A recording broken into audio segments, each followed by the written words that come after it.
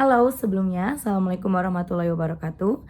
Salam Om Swastiastu, Namo Buddhaya, Salam Kebajikan.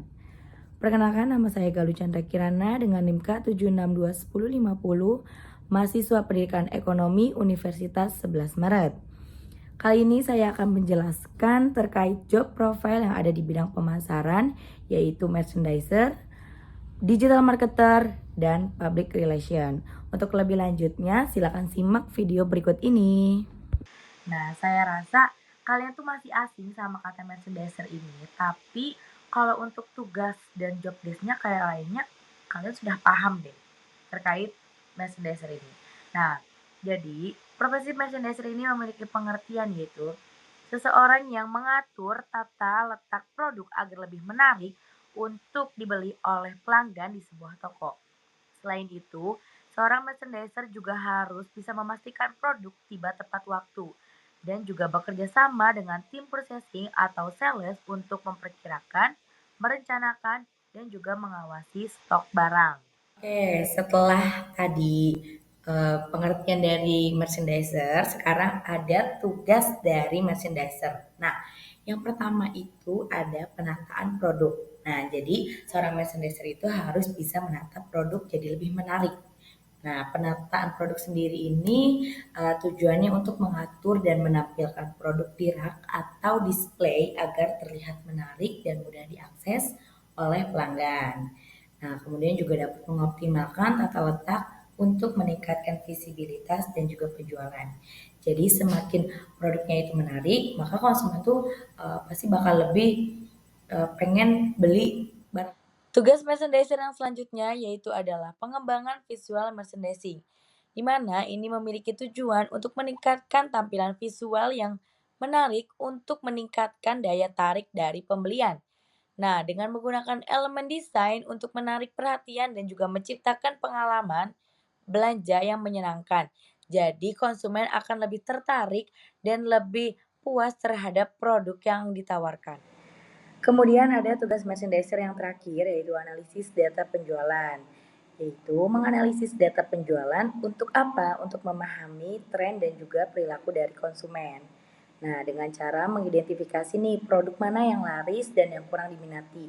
Jika ada produk yang kurang diminati, mungkin bisa lebih dikurangi lagi penjualannya dan meningkatkan penjualan dari produk yang laris di pasaran. Setelah tadi membahas tugas dari merchandiser, nah ini ada skill dari merchandiser. Yang pertama ada kreativitas. Nah, kreativitas ini yaitu berpikir kreatif dalam merancang display produk dan juga strategi pemasaran untuk menarik perhatian dari pelanggan. Kemudian, skill yang kedua dari merchandiser yaitu adanya pemahaman tentang pasar. Nah, di mana seorang merchandiser ini harus mengetahui tren industri dan juga perilaku konsumen untuk apa? Untuk dapat beradaptasi dengan cepat. Nah, ini ada skill merchandiser yang terakhir yaitu beradaptasi, di mana merchandiser itu harus mampu menerima setiap perubahan dari tren pasar yang sedang terjadi saat ini dan juga kebutuhan bisnis. Selanjutnya ada profesi digital marketer. Nah, digital marketer itu profesi yang seperti apa sih? Nah, di sini ada pengertiannya. Jadi, digital marketer adalah profesi yang bertanggung jawab untuk memanfaatkan berbagai platform dan juga strategi digital guna mempromosikan sebuah produk maupun layanan dari suatu perusahaan. Kemudian menciptakan sebuah kehadiran secara online yang kuat dan juga membangun hubungan dengan target. Setelah tadi membahas pengertian dari profesi digital marketer, nah ini ada tugasnya. Yang pertama itu meningkatkan traffic web. Nah, meningkatkan traffic web ini merujuk pada upaya untuk meningkatkan jumlah pengunjung yang mengakses sebuah situs web.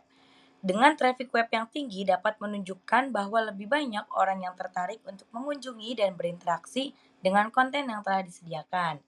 Nah, pentingnya meningkatkan traffic web yang pertama dapat meningkatkan visibilitas merek ataupun bisnis di dunia online. Kemudian dapat memberikan peluang yang lebih besar untuk menghasilkan penjualan dan adanya interaksi dan keterlibatan. Tugas dari digital marketer yang selanjutnya yaitu ada branding produk, di mana branding produk ini suatu proses yang menciptakan identitas dan citra yang unik untuk suatu produk di pasaran. Tujuannya adalah untuk menciptakan produk yang berbeda dengan para kompetitor yang ada. Nah, kemudian juga dapat menciptakan ikatan emosional dengan konsumen. Branding mencakup berbagai elemen termasuk nama, logo, desain, kemasan, slogan, dan juga pengalaman dari pelanggan. Nah, kemudian ada tugas digital marketer yang ketiga, yaitu pemasaran produk dan layanan melalui media, di mana seorang digital memiliki tanggung jawab yang besar dan luas dalam memasarkan produknya di berbagai platform media digital.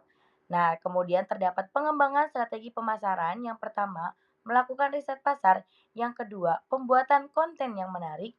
Ketiga, pengelolaan dari media sosial. Dan yang keempat, adanya iklan digital. Nah, kemudian terdapat tugas digital marketer yang keempat, yaitu konten digital, di mana seorang digital marketer harus memiliki fokus pada konten digital. Nah, konten digital ini memiliki beberapa tugas utama yang penting untuk menarik dan mempertahankan dari audiens itu sendiri. Yang pertama, adanya perencanaan konten, di mana konten itu harus dibuat semenarik mungkin. Kemudian yang kedua, pembuatan konten. Konten yang seperti artikel blog, video, infografis, dan juga posting media sosial yang relevan dan juga menarik. Kemudian yang ketiga adanya optimisasi dari CEO.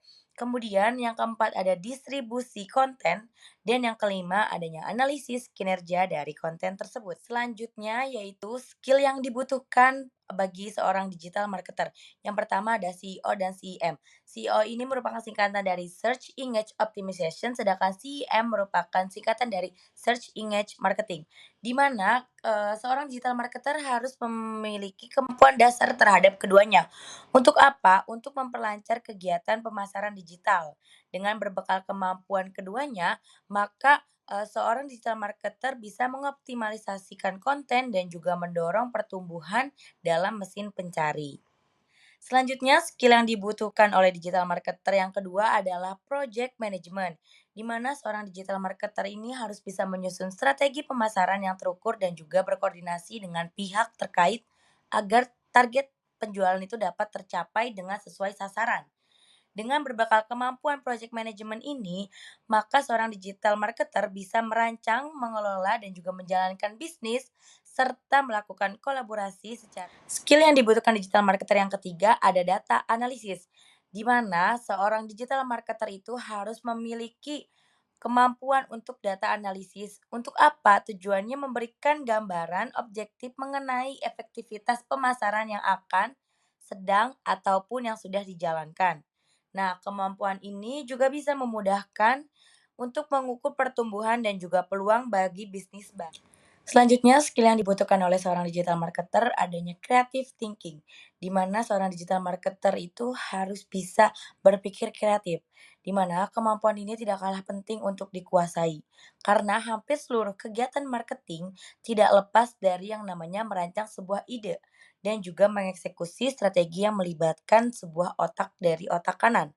Nah, berbekalan kemampuan creative thinking ini akan memudahkan membaca peluang serta merancang ide-ide yang unik, inovatif, dan juga solutif bagi seorang digital marketer. Skill yang dibutuhkan digital marketer yang terakhir yaitu adanya problem solving, di mana problem solving ini dibutuhkan oleh seorang digital marketer untuk membantu menyelesaikan dan juga mengatasi berbagai masalah yang ada selama menjalankan suatu bisnis dan juga untuk mencapai targetnya itu sendiri. Kemudian ini terdapat profesi yang tidak kalah pentingnya dari sebelum-sebelumnya dan ini merupakan profesi terakhir dalam pembelajaran pada kali ini, yaitu adalah public relation. Public relation adalah bahasa Indonesianya yaitu hubungan masyarakat. Nah, public relation ini memiliki pengertian yaitu seseorang yang bertugas menjaga hubungan baik, kemudian mengelola citra dan reputasi publik melalui langkah komunikasi yang strategis terhadap informasi yang disebarluaskan untuk mendapatkan sebuah keuntungan dalam bentuk persepsi publik yang positif. Untuk lebih jelasnya terkait public relation, maka ini ada tugas dari public relation itu sendiri.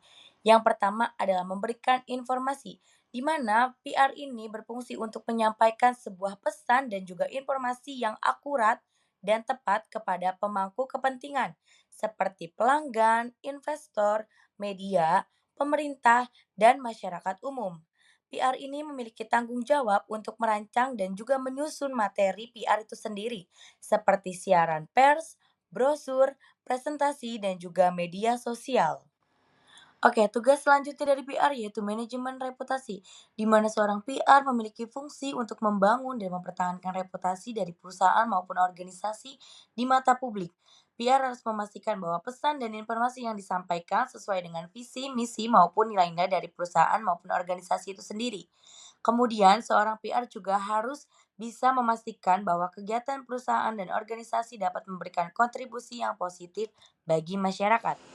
Selanjutnya, tugas PR yang ketiga, tiada lain dan tiada bukan, adalah promosi, di mana PR ini memiliki fungsi untuk mempromosikan produk maupun layanan dari sebuah perusahaan maupun organisasi itu sendiri, di mana PR harus bisa merancang dan juga melaksanakan program-program promosi yang efektif seperti melakukan event management, sponsorship, dan juga media relation dengan tujuan untuk meningkatkan penjualan dan membangun citra yang positif bagi perusahaan dan organisasi di mata publik.